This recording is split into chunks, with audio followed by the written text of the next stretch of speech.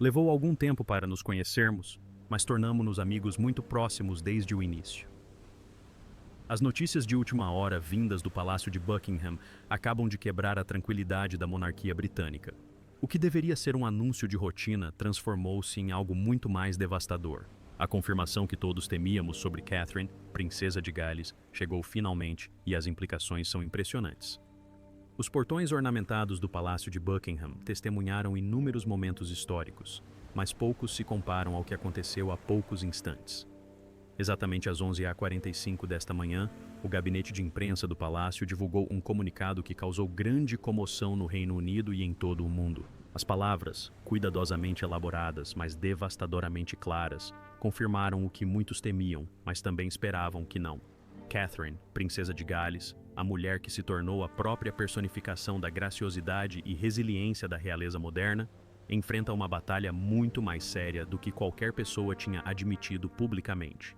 A declaração, divulgada pelos canais oficiais e imediatamente repercutida por todos os principais órgãos de comunicação social, revelou que o estado de saúde de Catherine tomou um rumo inesperado e profundamente preocupante.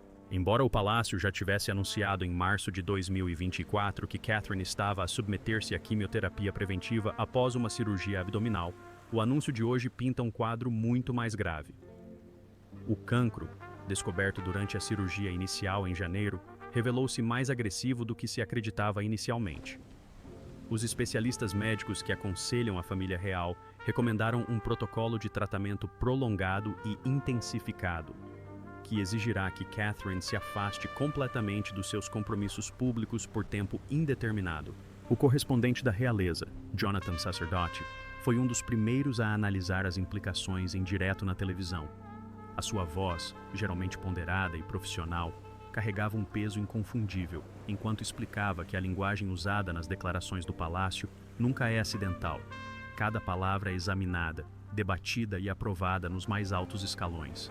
Quando o palácio utiliza termos como tratamento prolongado e período indefinido, está a sinalizar algo muito mais grave do que um revés temporário.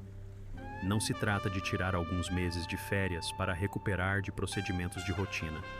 Trata-se de uma mulher com pouco mais de 40 anos que luta pela vida, enquanto tenta proteger os seus 3 filhos pequenos do horror do que a sua mãe está a enfrentar.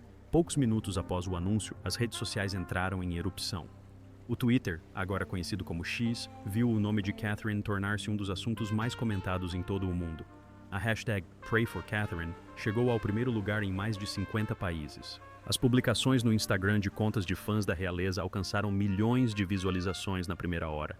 Mas, para além do frenesim nas redes sociais, algo mais profundo estava a acontecer.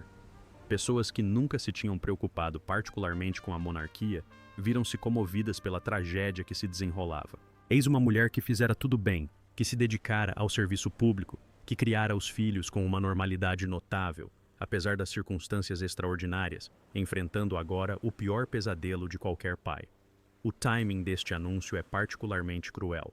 No mês passado, Catherine fizera o que muitos consideravam um regresso triunfal à vida pública, assistindo à cerimônia do Dia da Memória no cenotáfio. Estava na varanda, impecavelmente vestida de preto, com absoluta compostura. Para o mundo que a observava, parecia estar a recuperar, regressando gradualmente à saúde após um ano difícil. Nos bastidores, porém, desenrolava-se uma realidade bem diferente. Os exames médicos realizados no final de novembro revelaram complicações que ninguém tinha previsto. As células cancerígenas, que os médicos esperavam ter eliminado por completo, mostraram sinais de atividade em áreas que encheram a equipa médica de pavor. Fontes do palácio, que falaram sob anonimato, descreveram um cenário de caos organizado nas horas que antecederam o anúncio de hoje. Os membros mais importantes da família real foram informados ontem à noite, durante reuniões de emergência. O rei Carlos, que ainda enfrenta o diagnóstico de cancro revelado no início deste ano, ficou devastado. O príncipe William, que tem sido o porto seguro de Catherine durante toda esta aprovação, teve de tomar a decisão final de tornar pública toda a verdade. A alternativa, continuar a manter a fachada de que tudo estava a progredir normalmente, tornou-se insustentável. As realidades médicas têm o poder de nos obrigar a tomar decisões, e a família real foi forçada a fazê-lo da forma mais dolorosa possível. Para compreendermos a dimensão do anúncio de hoje, precisamos de recuar ao início deste pesadelo. O dia 16 de janeiro de 2024 deveria ser um dia como qualquer outro na vida cuidadosamente planeada da princesa de Gales. Em vez disso, marcou o início de uma viagem pelas trevas que Catherine nunca poderia ter imaginado. A cirurgia abdominal planeada, descrita na altura como bem-sucedida e para uma condição não cancerosa, revelou algo muito mais sinistro. Durante o procedimento na London Clinic, um dos mais prestigiados hospitais privados da Grã-Bretanha, os cirurgiões descobriram anomalias que exigiam uma biópsia imediata. Os resultados, entregues dias depois, mudaram tudo. O cancro, palavra que causa pavor a milhões de pessoas, fazia agora parte da realidade de Catherine. Mas este não era um diagnóstico qualquer. O tipo específico e a localização, pormenores que o palácio tem guardados às 7 chaves, sugeriam uma forma particularmente agressiva que exigia um tratamento imediato e intensivo. Os especialistas médicos, falando de forma geral sobre estes casos, explicam que quando o cancro é descoberto incidentalmente durante uma cirurgia para outros problemas, muitas vezes significa que a doença estava a progredir silenciosamente, sem ser detectada. Esta progressão silenciosa é o que a torna tão perigosa. A decisão de Catherine de se submeter à quimioterapia preventiva, anunciada ao mundo naquela comovente mensagem vídeo divulgada em março, foi apresentada como uma medida de precaução. Falou com a dignidade que lhe é característica, explicando que, embora a cirurgia tivesse sido bem-sucedida, os exames revelaram a presença de cancro e a sua equipa médica recomendou a quimioterapia como a melhor opção. O que ela não disse, o que não podia dizer sem causar pânico, era que os seus médicos estavam profundamente preocupados com uma possível doença microscópica que já se poderia ter espalhado para além do local da cirurgia. O tratamento de quimioterapia a que Catherine foi submetida foi brutal. Amigos próximos da família partilharam discretamente que os efeitos secundários foram muito piores do que qualquer pessoa tinha previsto. A náusea, a fadiga, a queda de cabelo que conseguiu disfarçar com penteados impecáveis e perucas durante as suas breves aparições públicas. Cada ciclo de tratamento deixava-a mais fraca. Mesmo assim, ela persistiu com a mesma determinação que definiu a sua abordagem à vida na realeza. Ela queria vencer isso. Ela precisava de vencer isso. George, Charlotte e Louise precisavam da mãe. Ao longo da primavera e do verão de 2024, Catherine praticamente desapareceu da vista do público. As raras fotografias divulgadas pelo Palácio de Kensington mostravam uma mulher a tentar manter a normalidade para os seus filhos. Retratos de aniversário, fotos casuais de família, momentos cuidadosamente selecionados para tranquilizar o público de que a princesa estava a recuperar. Mas aqueles que sabiam ler nas entrelinhas notaram sinais preocupantes. A perda de peso era visível. O posicionamento cuidadoso nas fotografias para esconder os efeitos do tratamento foi evidente. O cancelamento de participações em eventos aos quais ela normalmente compareceria sem qualquer questionamento. Em setembro, quando Catherine divulgou um vídeo a anunciar a conclusão da sua quimioterapia, houve um otimismo cauteloso. Falou de alívio, da expectativa de retomar os seus compromissos públicos e da luz ao fundo do túnel. As imagens da família mostravam-na a rir com William e os filhos no interior de Norfolk. Parecia um regresso da vitória, uma declaração triunfante de que ela tinha superado as adversidades. Os profissionais de saúde que assistiram ao vídeo, no entanto, notaram a linguagem cautelosa. Ela disse que a quimioterapia tinha terminado, não que estava livre de cancro. Falou de uma nova fase de recuperação, não de cura. Estas distinções são extremamente importantes. O outono trouxe o que parecia ser um regresso gradual aos deveres reais. Catherine compareceu em Wimbledon em julho, uma aparição pública breve, mas significativa. Participou na cerimônia de homenagem aos mortos em novembro, demonstrando a dignidade e a graciosidade que se tornaram a sua imagem de marca. Cada aparição pública era cuidadosamente gerida, a sua agenda meticulosamente planeada para se adequar aos seus níveis de energia. O que o público não sabia era que, por detrás de cada uma destas aparições, havia extensas consultas médicas, uma monitorização cuidadosa e uma crescente preocupação entre os seus médicos. Os exames que deveriam ter mostrado uma melhoria clara revelaram, em vez disso, sombras, pequenas áreas problemáticas que exigiam exames de imagem adicionais, testes complementares e biópsias, cujos resultados ninguém queria ver. No final de novembro, a equipa médica de Catherine deparou-se com uma realidade angustiante. O cancro não havia desaparecido. Estava a adaptar-se, a evoluir, a encontrar formas de persistir apesar do tratamento agressivo que ela já tinha enfrentado. Seriam necessários novos protocolos de tratamento, mais intensivos, mais experimentais e com resultados mais incertos. Ao longo de todo este período, Catherine demonstrou uma força quase sobre-humana. Aqueles que com ela conviveram durante esta provação falam de uma mulher determinada a não ser definida pela sua doença. Continua envolvida no seu trabalho de caridade, embora nos bastidores. Ela lê todas as cartas enviadas por pessoas que lhe desejam o bem. Ela participa nas decisões sobre a educação e as atividades dos seus filhos. Ela apoia William enquanto ele lida com as suas próprias responsabilidades crescentes, ao mesmo tempo que vê a sua mulher lutar pela vida. Mas o preço a pagar é inegável.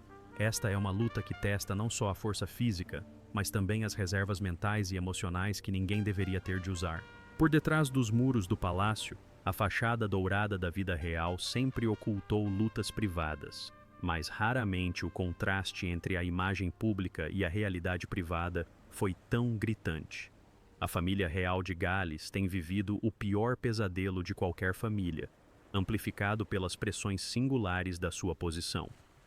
O príncipe William, futuro rei, viu-se a desempenhar um papel para o qual nenhuma preparação o poderia ter capacitado. O principal cuidador e porto seguro emocional de uma esposa que enfrenta uma doença terminal enquanto tenta proteger 3 filhos pequenos do horror da condição da mãe. A transformação de William nos últimos 11 meses tem sido simplesmente notável. O príncipe, que antes parecia satisfeito por deixar Catherine tratar de grande parte da organização do dia a dia da família, tornou-se intimamente envolvido em todos os aspectos da vida dos filhos. Rotinas matinais, levá-los à escola, ajudar com os trabalhos de casa, contar histórias antes de dormir. Assumiu estas responsabilidades enquanto, simultaneamente, geria os seus próprios deveres reais cada vez maiores e lidava com a devastação emocional de ver a mulher que ama lutar pela vida. Os amigos descrevem-no como alguém que opera em piloto automático, cumprindo a rotina diária enquanto, internamente, está aterrorizado com o que o futuro pode reservar. Os filhos, George, Charlotte e Louis, foram cuidadosamente protegidos da gravidade da doença da mãe, mas não lhes são alheios. George, com 11 anos, percebe mais do que os pais imaginam. Já viu o cansaço da mãe, percebeu quando ela está demasiado fraca para fazer as atividades que costumavam gostar de fazer juntos. Charlotte, de 9 anos, tornou-se quase protetora com Catherine, querendo ajudar de formas que partem o coração dos pais. E Louis, com apenas 6 anos, sabe que algo está errado, mesmo que não consiga articular completamente o que. A família procurou orientação junto de psicólogos infantis sobre como conduzir estas conversas, como ser honesto sem os assustar e como prepará-los para possibilidades que nenhuma criança deveria ter de considerar. A escola Lambrook, onde as 3 crianças estudam, foi informada da situação e ofereceu apoio adicional de forma discreta. Os professores foram informados sobre as mudanças comportamentais a observar, sinais de que as crianças podem estar a enfrentar dificuldades maiores do que as que demonstram em casa. A comunidade escolar, conhecida pela sua discrição e respeito pela privacidade, uniu-se em apoio das crianças do país de Gales sem as fazer sentir diferentes ou discriminadas. É um equilíbrio delicado que exige uma comunicação constante entre a escola e o Palácio de Kensington. Entretanto, o rei Carlos encontra-se na posição singularmente dolorosa de lidar com o seu próprio diagnóstico de cancro enquanto observa a sua nora, uma mulher que ele passou a considerar como uma verdadeira filha, a enfrentar uma batalha ainda mais séria. O cancro de King, descoberto em fevereiro durante o tratamento para um aumento da próstata, exigiu tratamento contínuo, mas foi considerado controlável. Os seus médicos têm se mostrado cautelosamente otimistas quanto ao prognóstico, mas saber do agravamento do estado de saúde de Catherine teve um impacto visível no monarca. Intensificou as suas visitas privadas a Adelaide Cottage, passando tempo com William e os filhos, oferecendo todo o apoio e sabedoria que podia. A dinâmica entre Charles e William durante esta crise revelou a força da sua relação. As tensões que por vezes caracterizavam as suas interações em anos anteriores desapareceram. Pai e filho encontraram um terreno comum na adversidade partilhada. Conversam diariamente, muitas vezes várias vezes ao dia, trocando experiências sobre tratamentos, partilhando medos que não conseguem expressar a outros e apoiando-se mutuamente na solidão que acompanha o peso da monarquia durante as crises pessoais. Charles também garantiu que William assuma gradualmente mais responsabilidades, preparando-o para a possibilidade de que as circunstâncias possam acelerar o processo de sucessão de formas que ninguém quer imaginar. A rainha Camila surgiu como um pilar de força inesperado. A sua própria experiência, ao ver o seu primeiro marido e vários amigos próximos lutarem contra doenças graves, proporcionou-lhe uma perspectiva que outros não possuem. Ela compreende o esgotamento, o medo e a culpa que acompanham o sofrimento de quem está saudável, enquanto alguém que ama está a passar por dificuldades. Camila passou bastante tempo com Catherine, não falando sobre doença ou tratamento, mas simplesmente estando presente. Desenvolveram um laço que transcende a relação oficial, encontrando consolo na compreensão mútua do que significa amar os homens que carregam o peso da monarquia. A família real, em geral, uniu-se de uma forma raramente vista. A princesa Ana, conhecida pela sua abordagem pragmática e pela sua incansável ética de trabalho, assumiu discretamente compromissos adicionais para aliviar a carga sobre Carlos e William. O príncipe Eduardo e Sophie, duque e duquesa de Edimburgo, aumentaram as suas aparições públicas e têm sido particularmente solidários nos bastidores, oferecendo ajuda prática e apoio emocional. Até os primos reais, tradicionalmente mais afastados, entraram em contato, oferecendo toda a assistência possível. Mas talvez o aspecto mais comovente desta crise tenha sido a resposta daqueles que viveram tragédias reais semelhantes. Os paralelismos com as lutas da princesa Diana, embora de natureza diferente, não passaram despercebidos. A determinação de William em proteger Catherine e os seus filhos do circo mediático que consumiu a vida da sua mãe intensificou-se. Assumiu o controle pessoal da divulgação de informações, insistiu na privacidade das suas consultas médicas e deixou claro que os limites em torno da sua família são inegociáveis. O trauma da sua infância influenciou todas as decisões que tomou durante esta crise, para o bem e para o mal. A realidade médica. Para compreendermos realmente a gravidade do anúncio de hoje, devemos analisar a realidade médica que Catherine enfrenta, compreendendo que, embora o palácio não tenha divulgado detalhes específicos, a linguagem e o contexto fornecem pistas significativas. O cancro em mulheres da idade de Catherine, especialmente quando descoberto durante uma cirurgia por problemas aparentemente não relacionados, envolve frequentemente os sistemas ginecológico ou gastrointestinal. A natureza agressiva sugerida pela necessidade de quimioterapia preventiva, seguida de tratamento intensivo prolongado, indica uma doença que se revelou resistente às abordagens terapêuticas iniciais. A Dra. Sarah Mitchell, oncologista no Royal Marsden Hospital, que não tratou Catherine, mas fala de forma geral sobre casos semelhantes, explica que quando o cancro exige múltiplos protocolos de tratamento, isso sugere um tipo de célula particularmente agressivo, ou uma doença que demonstrou capacidade de escapar aos tratamentos iniciais. A quimioterapia moderna é notavelmente eficaz para muitos tipos de cancro, mas alguns tipos de células desenvolvem mecanismos de resistência, aprendendo essencialmente a sobreviver apesar do ambiente tóxico criado pelos medicamentos quimioterapêuticos. Quando isto acontece, os oncologistas têm de recorrer a abordagens alternativas, combinando frequentemente diferentes agentes quimioterapêuticos, acrescentando terapias dirigidas ou considerando opções de imunoterapia. A quimioterapia preventiva que Catherine concluiu consistiu provavelmente em múltiplos ciclos administrados ao longo de vários meses. Cada ciclo envolve a administração de medicamentos potentes, concebidos para eliminar quaisquer células cancerígenas remanescentes, seguida de um período de recuperação em que o corpo recupera as suas forças antes da próxima ronda. Os efeitos secundários, náuseas, fadiga, queda de cabelo, comprometimento do sistema imunitário e aumento do risco de infecções, são bastante desafiantes, mas o impacto psicológico costuma ser o mais difícil. Saber que o veneno está a correr nas suas veias, matando as células malignas, mas também afetando as saudáveis, e ter a esperança de que está a fazer o suficiente mas nunca ter a certeza até que os exames de acompanhamento estejam concluídos. Estes exames de seguimento, geralmente realizados a cada 3 meses após o término da quimioterapia, são momentos decisivos. Os doentes aguardam com angústia os resultados que confirmarão a remissão ou revelarão a necessidade de mais tratamento. Para Catherine, os exames realizados no final de novembro revelaram a segunda opção. Os exames de imagem revelaram novas áreas de preocupação ou crescimento em regiões que deveriam estar normais. Esta descoberta tornou necessárias biópsias adicionais para compreender exatamente o que estava a acontecer a nível celular. Os resultados destas biópsias fundamentaram o anúncio de hoje. Quando o cancro reaparece ou se mostra persistente apesar do tratamento inicial, a estratégia muda drasticamente.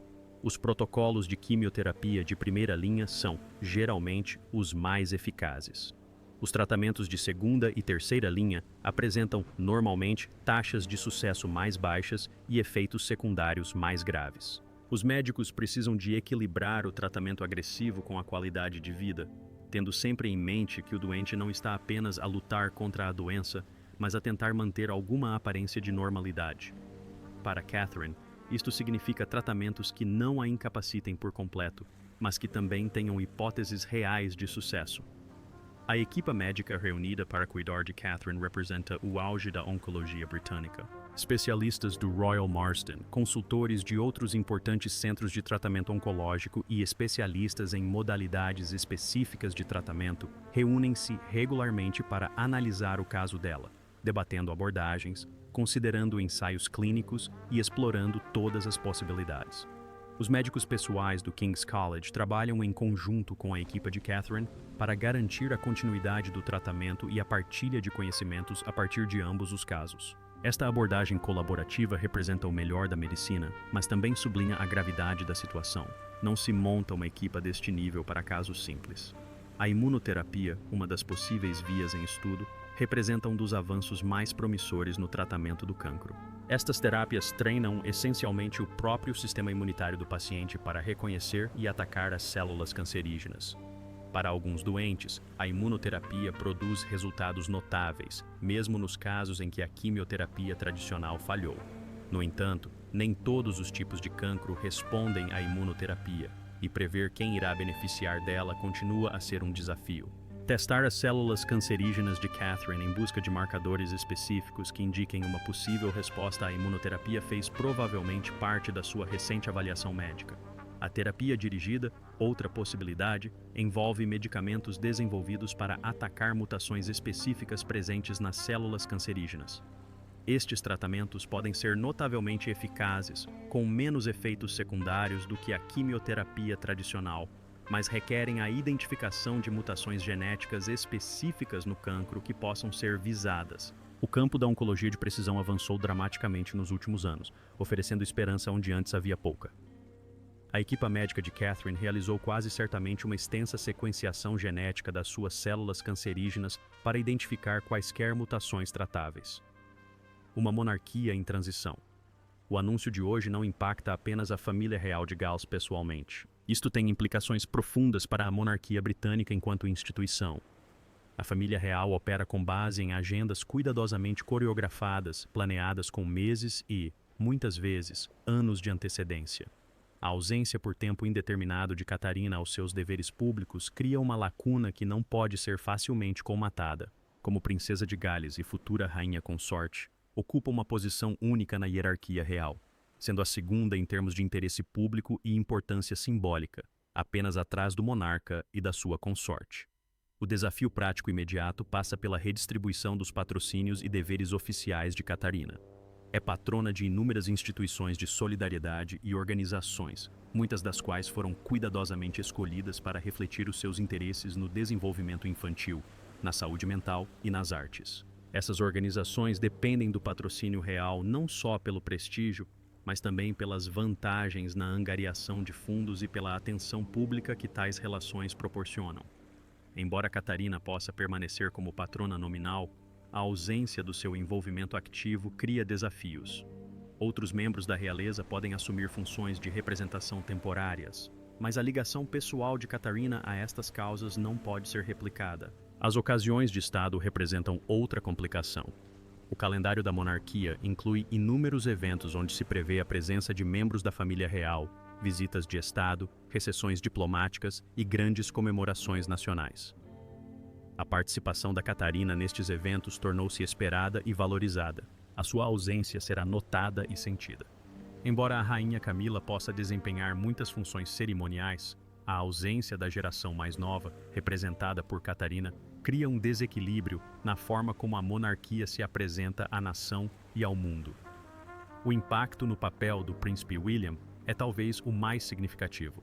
Como o futuro rei já vinha assumindo gradualmente maiores responsabilidades, a doença de Catherine acelera este processo drasticamente. William precisa agora de equilibrar o papel de principal figura pública da família real mais jovem, assumindo os seus deveres e cobrindo alguns dos compromissos de Catherine, mantendo-se simultaneamente presente para sua mulher e filhos. É uma situação impossível que exige uma triagem constante de prioridades e a aceitação de que algo ficará sempre por fazer. O rei Carlos enfrenta o seu próprio dilema. Aos 76 anos e a lidar com o seu próprio tratamento contra o cancro, não pode simplesmente aumentar a sua carga de trabalho para compensar a ausência de Catherine. A agenda do monarca já está cuidadosamente calibrada para equilibrar os deveres constitucionais com a necessidade de descanso e recuperação. Adicionar um número significativamente maior de compromissos poderia pôr em risco a sua saúde, mas a instituição exige uma presença real, visível. Esta tensão entre as necessidades de saúde pessoal e as exigências institucionais realça questões fundamentais sobre a sustentabilidade do modelo operacional da monarquia moderna. A princesa Ana, a princesa real, vê-se mais uma vez a assumir responsabilidades.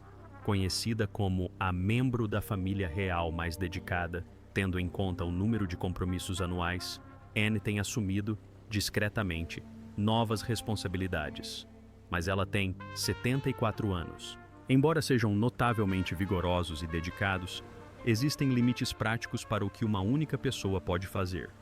O mesmo se aplica ao príncipe Eduardo e à princesa Sophie, que aumentaram a sua visibilidade e carga de trabalho, mas não conseguem, sozinhos, compensar a ausência de dois dos membros mais proeminentes da monarquia. Esta situação reacendeu as discussões sobre a sabedoria do conceito de monarquia Lian que Carlos defende há algum tempo. A ideia, popular na teoria, é que um núcleo mais pequeno de membros da família real em atividade cria uma instituição mais moderna e econômica. Mas a crise atual revela a vulnerabilidade desta abordagem. Quando acontece uma doença ou uma crise pessoal, como inevitavelmente acontece em qualquer família, uma equipa mais pequena tem menos capacidade para absorver o impacto. Não há nenhum membro da família real em exercício pronto para assumir o cargo. Aqueles que poderiam ter desempenhado tais funções foram afastados ou nunca chegaram a ocupar esses cargos. A possibilidade de se tornarem membros ativos da família real, embora não imediata, também merece consideração nas suas implicações constitucionais. A linha de sucessão continua clara: Charles, depois William e por fim, George. Mas se William tiver de dedicar muito tempo e energia aos cuidados de Catherine e dos filhos, a sua capacidade de se preparar para uma futura realeza ficará comprometida. A formação e o treino necessários para o cargo. O desenvolvimento de relações com os ministros do governo. A compreensão da dinâmica da Commonwealth. Tudo isto exige tempo e dedicação que William cada vez mais não possui. Há também a incômoda questão do planeamento da sucessão caso os piores cenários se concretizem. Embora ninguém queira contemplar tais possibilidades, a monarquia, enquanto instituição, deve considerar todas as contingências. Se a doença de Catarina se revelar terminal, Guilherme acabará por enfrentar a perspectiva de ser rei solteiro e de criar 3 filhos sozinho. Existem precedentes históricos, mas as expectativas modernas em relação à monarquia diferem bastante das épocas anteriores. O público passou a valorizar a imagem de família estável que Guilherme e Catarina representam. A perda deste estatuto alteraria fundamentalmente o apelo e a relevância da monarquia para as gerações mais jovens. O parlamento e o governo, embora mantenham publicamente uma distância respeitosa em relação aos assuntos de saúde da família real, acompanham a situação de perto nos bastidores. A estabilidade da monarquia é considerada um interesse nacional. Qualquer perturbação significativa nas funções reais ou no planeamento da sucessão tem implicações para a ordem constitucional britânica e para a reputação internacional do país. Conversas discretas sobre planos de contingência estão certamente a ocorrer, embora tais discussões nunca sejam reconhecidas publicamente. A opinião pública, essa força volúvel que pode consolidar ou destruir uma monarquia moderna, uniu-se em torno de Catarina de formas que demonstram a sua genuína popularidade. As sondagens mostram consistentemente que é uma das integrantes da realeza mais admiradas, alguém que representa uma interpretação moderna e bem-sucedida das tradições antigas. A sua doença gerou ampla comoção e preocupação, mas a paciência do público tem limites. Se as funções reais diminuírem consideravelmente, se a monarquia parecer incapaz de cumprir o seu papel simbólico e cerimonial, as dúvidas sobre a sua contínua relevância poderão intensificar-se. O caminho a seguir. À medida que o choque do anúncio de hoje começa a diminuir, a atenção volta-se inevitavelmente para o que vem a seguir. Para Catherine, pessoalmente, o caminho a seguir passa por se submeter a quaisquer protocolos de tratamento recomendados pela sua equipa médica, ciente de que cada decisão tem um peso enorme. O equilíbrio entre o tratamento agressivo e a qualidade de vida torna-se fundamental. Quer vencer esta doença, mas também quer estar presente e ativa no dia a dia dos seus filhos. Encontrar tratamentos que ofereçam uma esperança real de sucesso, permitindo-lhe continuar a ser uma mãe ativa, exige uma avaliação cuidada. A próxima fase do tratamento, prevista para arrancar nas próximas semanas, segundo fontes do palácio, será provavelmente mais intensiva do que aquela que Catarina já enfrentou. Quer se trate de quimioterapia combinada, imunoterapia, terapia dirigida ou alguma combinação destas, os efeitos secundários serão significativos. Lidar com estes efeitos, mantendo ao mesmo tempo alguma aparência de vida familiar normal, exigirá sistemas de apoio extraordinários. A família Wales possui recursos com os quais a maioria dos doentes oncológicos apenas pode sonhar. Assistência médica, 24 horas por dia. Chefes privados que preparam refeições personalizadas de acordo com as necessidades nutricionais e o controlo das náuseas, empregados domésticos para lidar com as tarefas diárias que se tornam exaustivas durante o tratamento. Mesmo com todos os recursos do mundo, o cancro não se torna mais fácil de suportar. O papel de William nos próximos meses é fundamental. Ele precisa de ser parceiro, cuidador, pai e futuro rei simultaneamente. A pressão que enfrenta é extraordinária. No entanto, aqueles que o conhecem bem dizem que ele encontra forças no exemplo de Catarina. Se ela conseguir enfrentar o cancro com dignidade e determinação, ele também conseguirá enfrentar o desafio de a apoiar durante este processo. O seu relacionamento, testado como poucos, ou sairá fortalecido ou sucumbirá ao peso da situação. Tudo indica que sairá fortalecido. O laço entre William e Catherine, forjado ao longo de mais de 2 décadas juntos, parece inabalável. Para George, Charlotte e Louis, os próximos meses irão moldar a sua compreensão da família, resiliência e mortalidade de formas que os terão impacto ao longo da vida. Os psicólogos infantis enfatizam a importância da honestidade adequada a cada idade, da manutenção da rotina sempre que possível e de garantir que as crianças sabem que podem expressar os seus sentimentos sem sobrecarregar os pais. A família Wales aparentemente adotou esta abordagem, realizando reuniões familiares regulares onde as crianças podem fazer perguntas e expressar as suas preocupações. Estão também a garantir que, apesar de tudo, ainda há momentos de alegria, atividades em família e risos. O cancro pode estar presente nas suas vidas, mas não define cada momento. O apoio da família real em geral continuará a ser crucial. As visitas regulares dos avós, primos e outros familiares oferecem ajuda prática e apoio emocional. A agenda real será ajustada para permitir que os membros mais experientes da família dediquem mais tempo a apoiar William e os filhos. Algumas viagens internacionais planeadas podem ser adiadas ou reagendadas. As visitas de Estado podem ser reduzidas. A instituição precisa de se adaptar à realidade de que uma das suas figuras centrais está a lutar pela vida. A estratégia de comunicação do Palácio de Kensington também irá evoluir. O anúncio de hoje representa uma mudança no sentido de uma maior transparência sobre o estado de saúde de Catherine.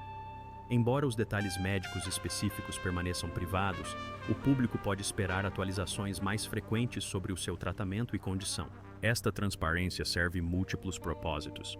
Controla as expectativas do público sobre a sua ausência, reduz as especulações e os rumores e permite que a nação se sinta ligada à jornada de Catherine. A alternativa, tentar manter a privacidade através do silêncio, revelou-se insustentável. O calendário para um possível regresso às funções públicas permanece genuinamente incerto. Na melhor das hipóteses, Catherine poderá participar em alguns eventos ainda em 2025, embora provavelmente com capacidade reduzida. Projeções mais realistas sugerem que o envolvimento público significativo não será retomado antes de 2026 ou mesmo depois. Existe também a possibilidade, que deve ser reconhecida mesmo que seja dolorosa, de que Catherine talvez nunca mais regresse completamente ao nível de deveres reais que mantinha antes do diagnóstico. Isto representaria uma mudança fundamental no funcionamento da Casa Real Galesa e da monarquia. Os avanços médicos oferecem uma esperança genuína. O tratamento do cancro continua a evoluir a um ritmo notável. Os medicamentos e abordagens que não existiam há 5 anos são agora tratamentos padrão. Os ensaios clínicos oferecem acesso a terapêuticas de ponta. A equipa médica de Catherine tem acesso aos mais recentes avanços mundiais. Se os tratamentos experimentais se mostrarem promissores, ela estará entre as primeiras a beneficiar. O dinheiro e o estatuto real não garantem resultados, mas proporcionam o acesso a todas as ferramentas possíveis na luta contra o cancro. A dimensão espiritual da viagem de Catarina não pode ser ignorada. Como futura rainha e governadora suprema da Igreja de Inglaterra, a sua fé foi sempre importante para si. Durante esta crise, ao que tudo indica, tornou-se ainda mais central. Orações particulares com o clero, encontrar consolo nas Escrituras, o apoio de uma comunidade de fé que abrange todo o país. Estes elementos proporcionam um conforto que a medicina por si só não consegue oferecer. Seja a pessoa religiosa ou não, o poder da fé para sustentar as pessoas no meio do sofrimento é inegável. Olhando para o futuro, a experiência de Catherine irá inevitavelmente moldar o seu trabalho na realeza, caso recupere o suficiente para retomar as suas funções públicas. Tendo enfrentado uma doença grave, trará ainda mais autenticidade à sua defesa da saúde mental e ao seu apoio àqueles que enfrentam crises médicas. O seu patrocínio a instituições de solidariedade de combate ao cancro, que ela já apoiou no passado, assumirá um novo e profundo significado. Poderá tornar-se uma voz poderosa para os doentes que enfrentam o sistema de saúde, para o financiamento da investigação e para as estruturas de apoio emocional de que as famílias que lutam contra o cancro tanto necessitam. Há também o legado que está a ser escrito em tempo real. Independentemente dos resultados, a elegância de Catarina sob uma pressão inimaginável, a sua determinação em proteger o bem-estar dos seus filhos, a sua recusa em deixar que a doença a definisse completamente, estas qualidades ressoam muito para além dos círculos da realeza.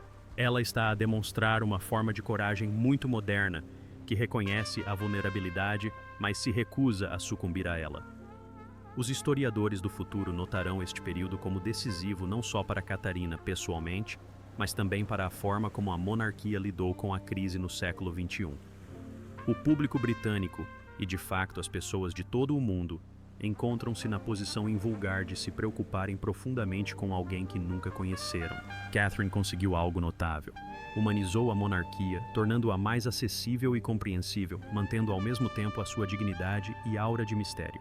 A sua doença removeu qualquer resquício de ostentação, revelando a verdade fundamental de que a realeza não oferece proteção contra os desafios mais cruéis da vida. Ao enfrentar o cancro com coragem e honestidade, Catherine recorda-nos a nossa humanidade partilhada. Após o anúncio devastador de hoje, a incerteza predomina. Os resultados médicos são ainda desconhecidos. Não é possível prever prazos com certeza. As únicas certezas são que Catarina continuará a lutar com todos os recursos disponíveis, que a sua família estará ao seu lado independentemente do que acontecer e que a nação aguarda ansiosamente por notícias positivas nas próximas semanas e meses. Os próximos dias trarão mais detalhes à medida que o palácio se vai adaptando a esta nova realidade. Mais consultas médicas, mais decisões sobre tratamentos, uma gestão mais cuidada da informação pública em contraste com o sofrimento privado.